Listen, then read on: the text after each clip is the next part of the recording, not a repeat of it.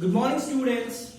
In this video, we are going to learn a new topic, electric current.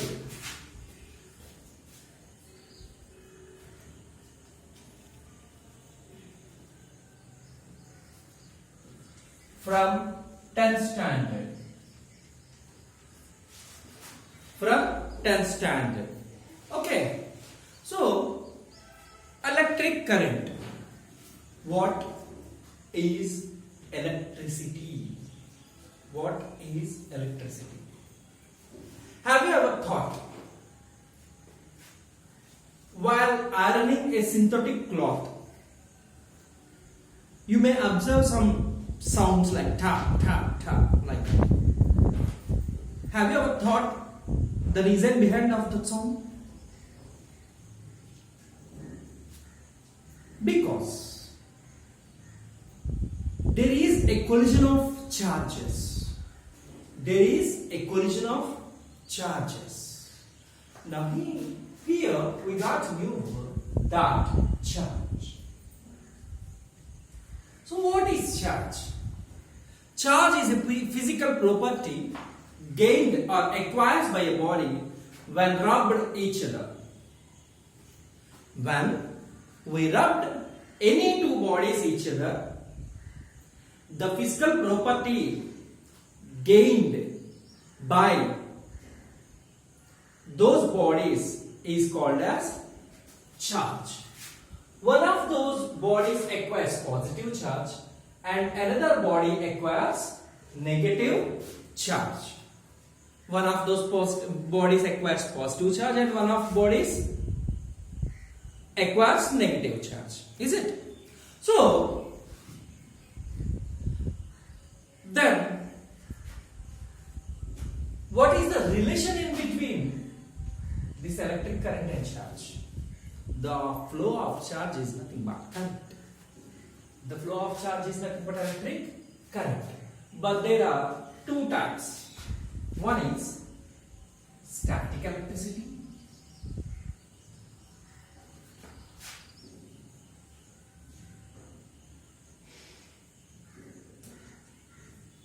And the second one is current electricity.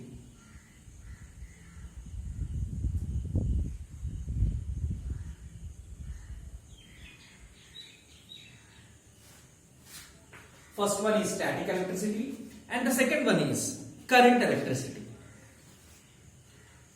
So, what is static electricity? When two charges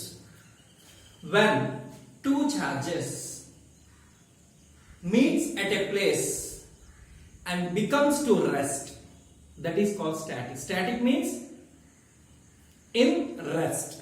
So when two charges meets at a place and comes to rest position is called static electricity. And current electricity. Current means what? Which moves on at present. So that is called current electricity now presently, which we are using for all the electronic goods, fans, fridges or something, etc. like that. Okay. So that is called current electricity. So here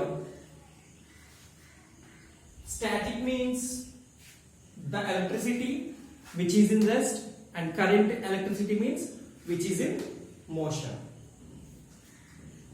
So, how the bodies acquires charges, sir? If you ask me, just simply you may rub any two bodies. You can observe the attraction forces in between them. For example, you take a balloon, fill that balloon with air, and rub the surface of the balloon gently. Bring that balloon near to a few pieces of paper. What is the reaction happens there? Observe. And take a plastic comb and comb your dried hair. Then bring that comb near to a few pieces of a paper. What's happening there? Exactly. These few pieces of paper will be attracted by the balloon or comb.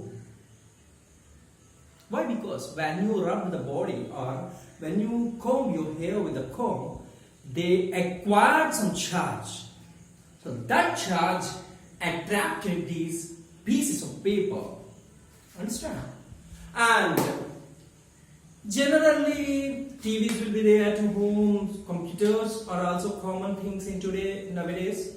So if you have gone nearer to the monitor of a computer or a TV, you may observe one thing. What is that? Exactly. The hairs of you will be just tips or attracts towards the monitor TV because the charge exerted by the monitor or TV picture tube. Is it? Okay. Then now how this charge attraction force acts. Let us discuss.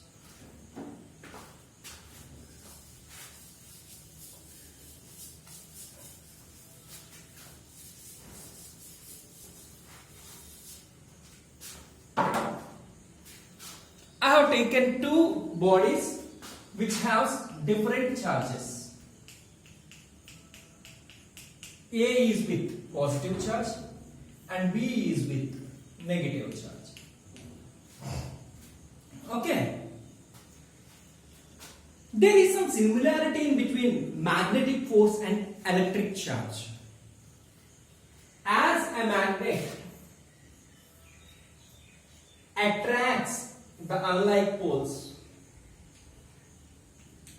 and repels the like poles, like that the charges, the same charges will repel each other and the different charges will attract each other. Is it? So, for example, I have taken a bar magnet.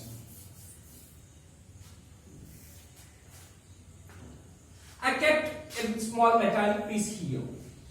Is that piece will be attracted by the magnet? Yes, of course, definitely it will attract. But I have placed this metallic piece here. Is that will be attracted by the magnet? Yes, maybe it may be attracted. But I kept here. Is it will be attracted by the magnet? No, definitely it won't attract. Why? Because up to some boundary level only, this magnet can exert its magnetic force. If this metallic piece entered into the field, then only it could attract that metallic piece. Understand? So like that, in this charge also, it could exert its electric charge, electric force up to some boundary. Whenever you have entered another charge into this boundary, then definitely it will be attracted by this positive charge. If it is negative charge, definitely it will be attracted. Otherwise, if it is a positive charge also, then what will be happens now? Can you see? Yes. Definitely, if it is a positive charge, this positive charge will repel this positive charge up to beyond this boundary. Beyond this boundary. So, when this is positive charge and this is negative charge, if in case when both are different charges, then they will attract each other automatically. But if it is a positive charge, to become closer, we have to do some work. How that work? Depends upon. Let us see. I have taken two charges, Q1 and Q2, and placed at a certain distance D. Okay, I have taken Q1 and Q2 and placed at a certain distance D. So, now, see here. I have taken two small magnets.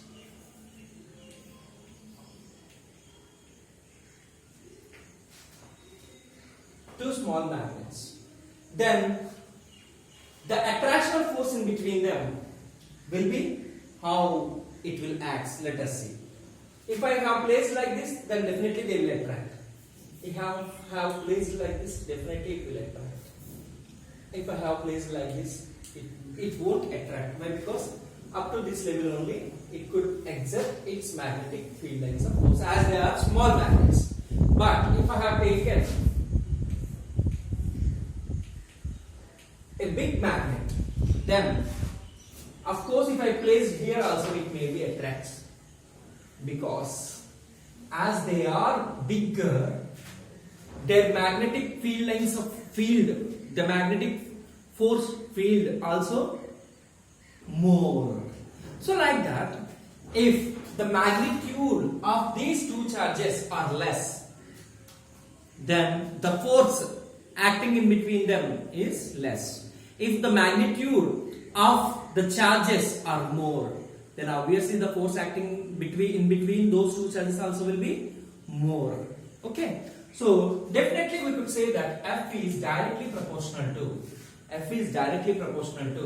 Q1 into Q2, means the force acting in between these two charges is directly proportional to Q1 Q2. Means if Q1 Q2 increases, force acting between them increases. If Q1 Q2 decreases, force acting in between them decreases. Okay, so like that. And at the same time, force acting in between them always inversely proportional to the square of the distance. Inversely proportional to square of the distance. So when I kept nearer to each other, when two magnets I kept nearer to each other, they definitely strongly attracts. Otherwise, if I have kept at a distance, then what will be happen to the attractional force acting in between them? Definitely it will be decreases. Means if distance increases, the force decreases. If distance decreases, the force increases. So like that, if distance increases, the force acting in between the charges also decreases. If distance decreases, force also increases. Okay, ma? So from these two equations, we can say that F is directly proportional to Q1 Q2 by d square. Q1 Q2 by d square. From this we can say F is equals to K into Q1 Q2 by d square, where K is constant. This is called Coulomb's law. This is called Coulomb's law.